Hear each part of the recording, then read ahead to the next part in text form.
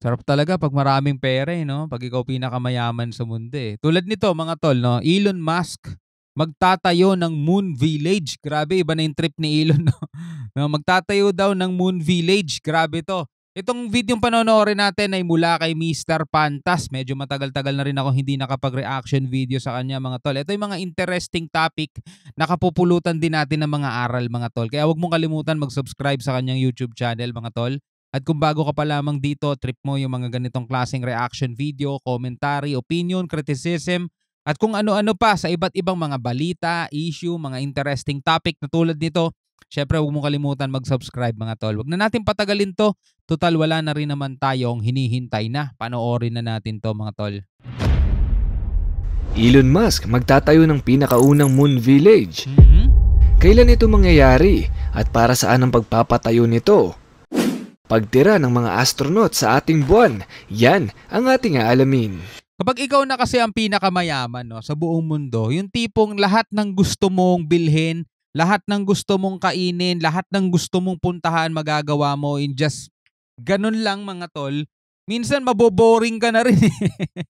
'Di ba? Wala nang challenges, 'di ba? So hahanap ka ngayon ng magcha-challenge sa'yo kasi kumbaga ikaw si Taguro, ayaw mo na rito sa mundo kasi ikaw na yung pinakamalakas, wala nang cha-challenge sa'yo, gusto mo nang bumalik sa mundo ng mga halimaw, 'di ba? Napanood niyo yung Ghost Fighter, yung Yu Yu Hakusho? Sabi ni Taguro, ako na pinakamalakas dito sa mundo ng mga tao, masyado na ako malakas sa mundo ng mga tao, 'di ba? So ganito rin 'yan mga kapatid si Elon Musk. Napakayaman na niya, wala nang challenge, wala na siyang challenge dito sa mundo mga tol. 'Di ba? Ewan ko, marami naman challenge, ayusin yung ano, ayusin yung climate change, yung global warming, and pwede namang yun na lang ang pagtuunan niya napansin. Pero ito, gusto niya nang umalis mga tol sa Earth, ayaw niya na sa Earth. Kaya magtatayo siya ng village sa Moon. Well, tuloy natin to mga tol.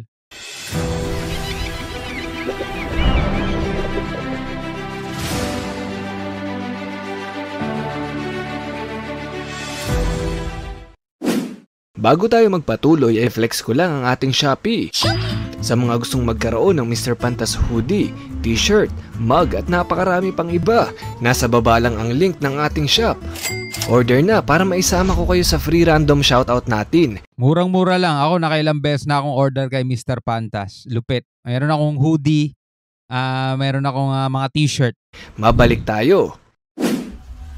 Ito ang Artemis program. Pinangungunahan ito ng NASA, katuwang ang iba pang space agencies mula pa sa iba't ibang bansa. Ang logo na ito o ang kumpanyang ito ang naatasan para sa paglunsad ng rocket mula dito papunta sa buwan. At hulaan nyo kung anong company ito.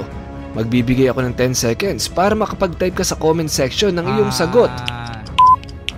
SpaceX ba yan?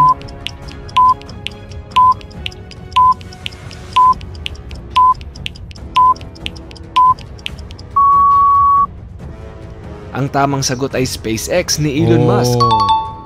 Sa mga hindi pa nakakaalam, ang SpaceX ay private company at ang isa sa pinakamalaki niyang kliyente ay NASA na government funded. Sa pagtutulungan ng mga space agencies na ito ay maisasakatuparan na ang matagal ng plano na pagtapak muli ng tao sa buwan. Marami nagsasabi na hindi magtatagumpay ang taong makalabas sa ating Earth, lalo na yung mga naniniwalang flat ang mundo mga tola, kasi meron silang tinatawag na firmament mga kapatid, no? No, kahit na ang Japan o kahit na ang China mga tol, wala namang kinalaman sa NASA, nagawa ng makapunta sa buwan, naniniwala pa rin ang mga taong yun doon sa flat ang mundo at perong isang dome na nakaharang at walang makakalabas dyan mga tol. So kung magtatagumpay si Elon Musk, challenge nga talaga sa kanya yan para patunayan sa mga taong bilog ang mundo. At hindi lang basta pagtapak o pagbisita sa buwan. Kung hindi, magtatayo sila mismo dito ng isang village kung saan sila titira at ipagpapatuloy ang buhay sa labas ng Earth. Ilang taon na nilang pinoproseso ang pagsasakatuparan ng planong ito at ngayon, sisimulan na.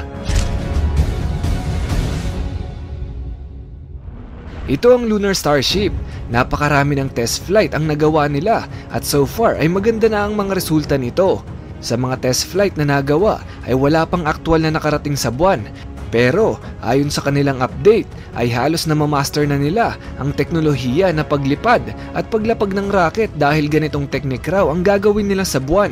Grabe, Hindi no? tulad ng teknolohiya na ginamit nila sa Mars na medyo delikado para sa tao. Kung napanood nyo na ang video natin tungkol sa pinadalang rover sa Mars ay may tinatawag silang 7 minutes of terror. Meaning, habang bumabagsak ang kanilang equipment ay wala silang komunikasyon dito. 7 minuto silang nangangapa kung buo bang makakalapag ang Perseverance rover sa sahig ng Mars. Ang 7 minutes of terror ay successful nilang nalagpasan, pero ayaw nila itong gawin sa buwan dahil sobrang delikado para sa mga astronaut natin. Pero imagine mo dun sa trial and error nila kung ilang bilyong dolyar ang nagagastos nila dun, mga tol. Ang plano ay magpadala ng 4 na astronaut na unang lalapag sa buwan. Pagkatapos nito ay saka naman ipapadala ang mga gamit na kailangan nila para maitayo ang base nila dito. Sa ngayon ay unti-unti nang nakikilala ang Artemis program dahil layunin itong magpadala ng mga tao sa buwan at mag-set up ng base dito. Napakadelikado nito kaya ilang taon ang kailangang gugulin para hindi masayang ang effort ng lahat at pati na rin ang buhay ng 4 na sasabak dito. Tama. Medyo nagtataka lang ako ng konti dahil tila ba hirap na hirap sila o let's say, ingat na ingat sila magpadala ng tao sa buwan. Samantalang ang Apollo 11 mission noong July 16, 1969, almost 55 years from now, ay parang naging madali para sa kanilang magpapunta at magpabalik ng mga tao sa buwan. Kaya nga marami nagsasabing hindi totoo yun eh. Di ba? Sa panahon natin ngayon na talagang super advanced ng technology natin, may mga AI pa. 'Di ba? Parang nahihirapan pa sila magpadala ng tao sa buwan. 'Di ba? Hirap na hirap sila kung paanong gagawin nila diyan samantalang Apollo 11, 'di ba? Nagawa nila Neil Armstrong. Kaya nga parang alam mo 'yun, basta ikaw na bahala mag-isip. Knowing na mas high-tech na tayo ngayon. Tama. Hindi kaya totoo ang sinasabi ng marami na peke lang ang unang moon landing? Ikaw kapantas, ano sa palagay mo? Totoo ba ang unang pagtapak ng tao sa buwan o pineke lang? Ano sa Aantayin tingin ko niyo? ang comment mo sa ibaba. Si Elon Musk ay napakatalinong tao. Kaya naman inalok siya ng NASA na gumawa ng spaceship na magpapadala ng mga tao sa buwan. At syempre, dapat makabalik din.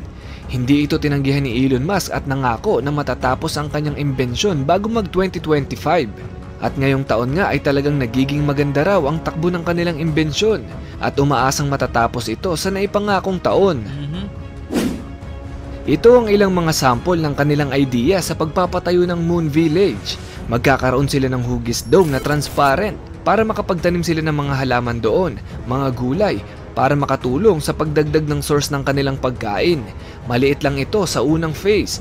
Pero kapag nagtagal na, ay plano nila itong palakihin hanggang sa kaya na nitong suplayan ang kanilang oxygen. Okay. Hindi rin mawawala ang solar panels para sa kanilang unlimited energy. Kung wala nito ay mahihirapan silang gawin ang araw-araw nilang trabaho dahil ito ang magsisilbi nilang baterya para manatiling gumagana ang kanilang mga equipment at para na rin magtagal ang kanilang oxygen supply. Bukod sa dome na transparent ay may covered din. Tago sa araw para maprotektahan ang kanilang sarili laban sa radiation. Tama, kasi walang atmosphere dyan. 'Di ba? Kaya iniisip ko yung sikat ng araw, mas matindi ang sikat ng araw dyan, mga tol, kaysa rito sa mundo. 'Di ba rito, meron na nga tayong atmosphere eh. May ozone layer na nga, pero tignan mo, hindi mo kayang magpa-araw ng matagal ngayon, talagang masusunog ka. Imagine mo dyan sa buwan. 'Di ba? Sa maliit na covered dome na ito ay plano nilang maglagay ng gym para laging healthy ang mga astronaut natin. Nandito rin ang kanilang tulugan at ang pinaka-importante sa lahat ay kanilang opisina para tuloy-tuloy ang pakikipag-communicate dito Wow. sa Earth. Parang sci-fi lang eh. No? Noon ay Sci-fi science movies. fiction lang ang idea ng pagtira sa buwan. Ngayon ay talagang kumpirmado na posible na. Ito ang sample animation ng lunar base. Ang tawag nila dito ay Moon Village. Para itong village ni Bilyar dahil mahal din ang tubig. Ang Moon Village ay talagang robotic, gaya na lang ng robot pet na ito. Hindi lang ito basta robot pet, kung hindi, napakalaki ng role nito sa pagtira ng mga scientist sa buwan. Mayroon itong camera sa kanyang ulo at iikot ito sa paligid ng village para pag-aralan ng paligid, mga bakas ng history at pati na rin ang paggalaw ng lupa.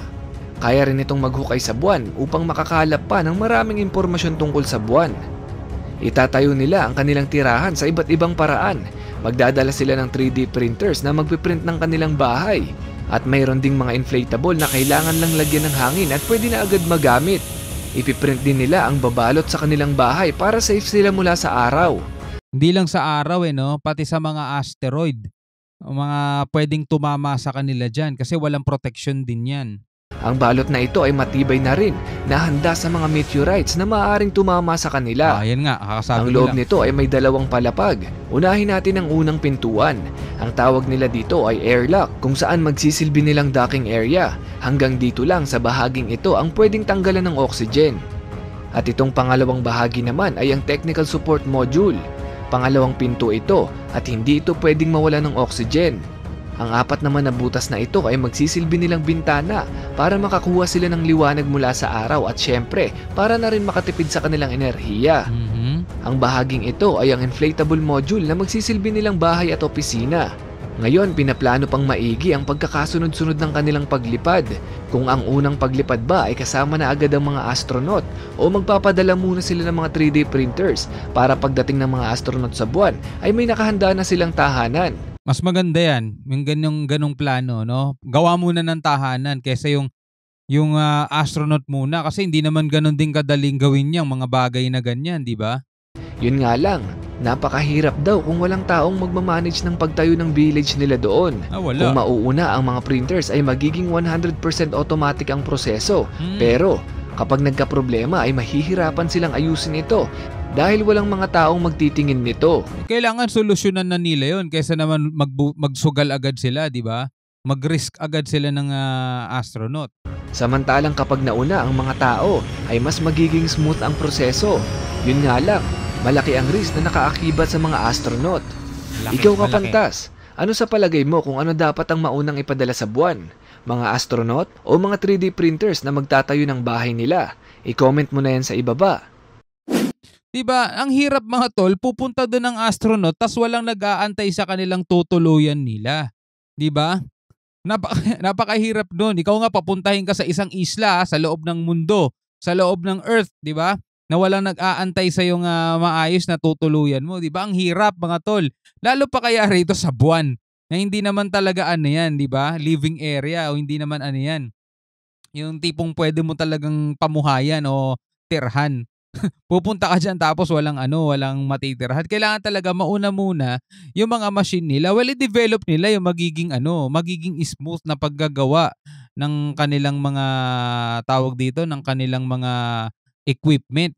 Kasi equipment nila kapag nasira, pwede nilang palitan paulit-ulit di ba? Pero ang tao kapag nag-risk sila ng buhay ng tao, wala nang kapalit 'yun, di ba? Kawawa naman yung may iwang pamilya noon, di ba?